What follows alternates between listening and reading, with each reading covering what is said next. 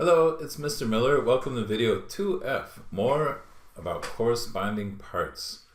Okay, we want to practice a little bit some of the things we've learned. Here's our first problem. For our first problem, we want to look at a congruent statement. These are really important to understand what all a congruent statement tells us. It actually not only tells us that triangle KLM is congruent to triangle GHI, but it tells us 6 other things. It tells us that their matching parts are congruent. So we're going to write the 6 congruent statements that come from this. Notice we don't even have a figure. We don't need one. The congruent statement tells us all these things. So first off, angle K must be congruent to angle G. And we know that because K is the first letter or vertex in this triangle, and G is the first vertex in that triangle, and they match. All right, so remember the order in a congruent statement is important. Okay, the vertices are listed in the order they match each other. So angle L is going to match angle I.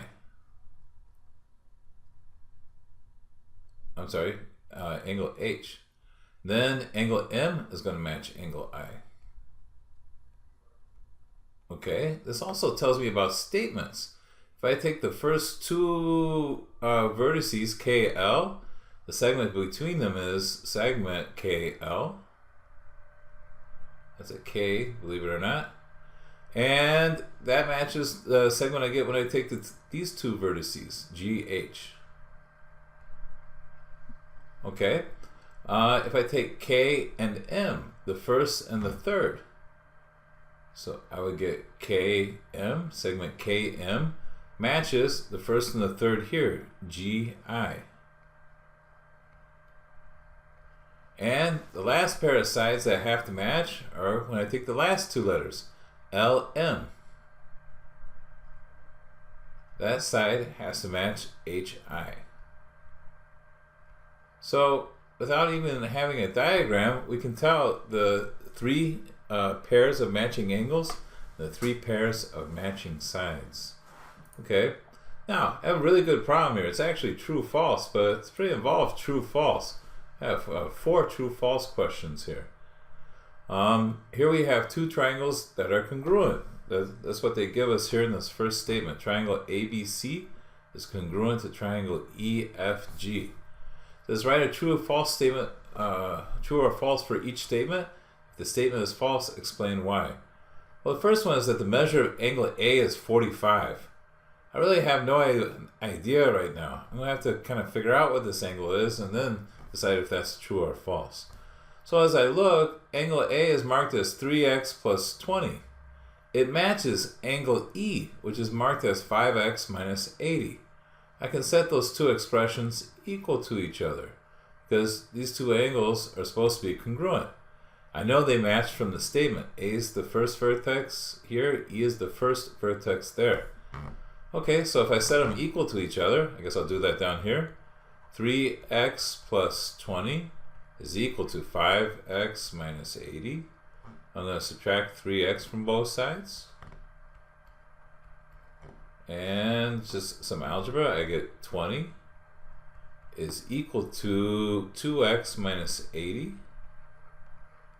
Okay, I'm going to add 80 on both sides. And I get 100 is 2x, or I get x is equal to 50. Now, I still have a little work to do. I have to go back here and plug in 50. Then I get 3 times 50 is 150 plus 20 is 170. Okay, so the figure is kind of not drawn to scale, but this angle would be 170. Okay, maybe a lot more obtuse than it looks. So the measure of angle A is 45 degrees. Can't be. So this is false. Okay, the perimeter of triangle EFG is 32. Well, I gotta figure out the size of one of these triangles. So I have to figure out what y is. So I see y plus 7. That matches this side over here, 3y minus 7. AB, these are the first 2 letters here, match EF, the first 2 letters there. So AB, y plus 7, has to equal EF, 3y minus 7. I'm going to subtract y on both sides. I get 7 equals 2y minus 7. Then I'm going to add 7 to both sides. And I get 14 equals 2y. Tells me y equals 7. So now that I know that y is 7, this side over here is 14. I'll circle it. This side is 18. This side is 14. These sides match. This is 18. And AB matches FE, so this is 14. So that matches that side. And this must be 14 also. Okay, now perimeter EFG is 32. That's true if these add up to 32, but they don't. They add up to, looks like these two would be 32, but I got 14 more, so it looks like 46. So we got another false one. Okay, triangle ABC is isosceles. 14, 14, 18. Yeah, these two are 14, so this is true. AB is congruent to AC. And the longest side, EFG, is FE. False. The longest side is FG, so this is false. Okay, so this was a really good problem. I hope we can do some of these on your own. So we have to go through and kind of find the angles they're talking about and the sides that they're talking about. And then we can do problems like determining if they're isosceles or not. All right, I have one more practice problem here. This is a really kind of good one because they didn't give us figures at all. Sometimes when they don't give you a figure, it helps to draw them. So we're talking about two congruent triangles, triangle ABC and PQR. I have no idea what they look like, but I just drew two triangles to help us kind of solve this. Now I'll label what we know. So angle P, the measure of P is 45 degrees, so I'll put 45 degrees here. And B is 5x plus 2 degrees, so this is 5x plus 2 here. And Q is 6x minus 17 degrees. I'm sorry, 6x minus 16.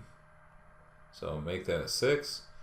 And what do they say? Can a measure of angle C be determined? Well, we'll have to figure this out. So we know that P is 45 means that A is 45. And let's see if we can figure out angle B. So we got 5x plus 2 equals, this came out really messy here, it's 6x minus 16. Let's see if we can solve this. Subtract 5x from both sides. And we get 2 equals x minus 16. If I add 16, I get x equals 18. Well, that still doesn't tell me this angle. I have to plug in 18 to figure this out. So 5 times 18 is 90, plus 2 is 92. So this angle's 92 degrees. Okay, this problem had a lot of steps. We had to draw the triangles. This wasn't easy at all. And we noticed that these two are 45. We had to figure out what these angles are. They were both 92. Now, the question is, can we find measure of angle C? And yes, we can. We just have to remember that the angles of a triangle add up to 180. So the measure of angle C is 180 minus 45 minus 92. Okay, which is, let me see, that's 137, I believe it's 43. So 130, yeah, I think I'm right there, 43 degrees. Okay, so yes, it's possible to find C, we just had to do a whole lot of work for it. Okay, now, those are kind of tough, but the journal assignment's not too bad. I want you to write down, complete these statements and write them down in your journal, okay? So, triangle FGH is congruent to triangle LMN. And we want to know segment FG is congruent to what? Segment GH is congruent to what? Etc. So go ahead and write these statements down and fill in the blanks. Okay, for the second part of the journal assignment, we have two congruent triangles. We have triangle ABC on the left here, and we have triangle PQR. So they want to know what is the measure of angle B and what is the length of side PR. So to do that, you're going to have to solve for x. Now, I want to cross something out here because I don't think this works out. So we're not going to use this piece of information right here. So in order to find x, you're going to have to set the measure of angle B equal to the measure of angle Q and solve for x. Then once you know x, you can find angle B and substitute in here to find angle PR. Okay, that's your mission. Good luck.